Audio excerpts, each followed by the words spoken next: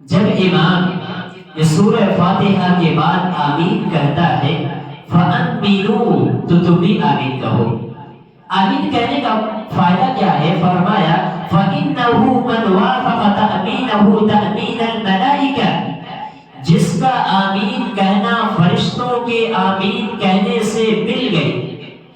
تو اللہ تبارک نبی کریم صلی اللہ علیہ وسلم فرماتے ہیں غفر له ما تقدم من ذنبه، تو اس کے پچھلے تمام گناہوں کو معاف کر دیا جاتا ہے۔ یہ حدیث ہمیں یہ بتلاتی ہے کہ امام کے پیچھے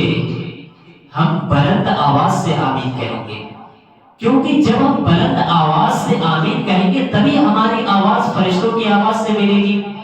یہ آیت کریمہ جو یہود و نصارہ کے بارے میں نازل ہوئی، یہودیوں کو معلوم تھا کہ یہ آیت کریمہ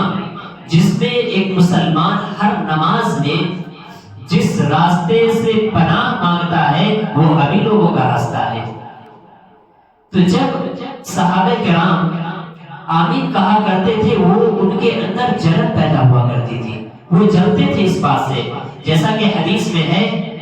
سنن ابن ماجہ کی روایت، حدیث کے راویہ عائشہ رضی اللہ عنہا فرماتے ہیں ما حسدتكم اليهود على شيء ما حسدتكم على السلام والتأمين،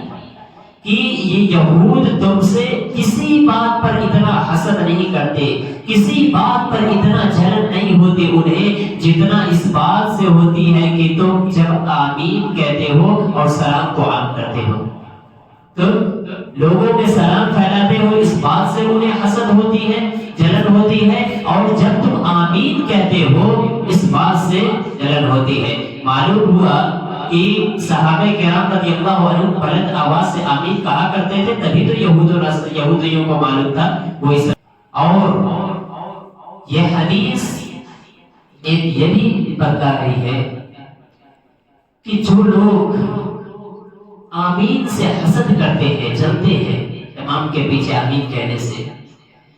ہم یہ تو نہیں کہہ سکتے کہ وہ یہودی ہے، لیکن یہودیوں کے روش پر ضرور ہے،